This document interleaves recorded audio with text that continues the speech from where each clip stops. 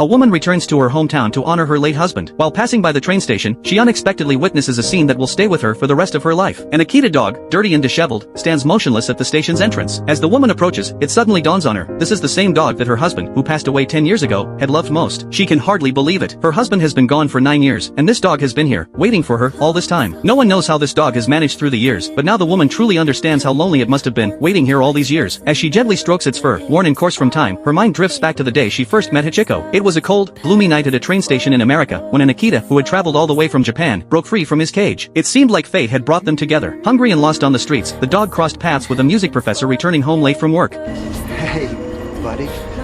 Lost?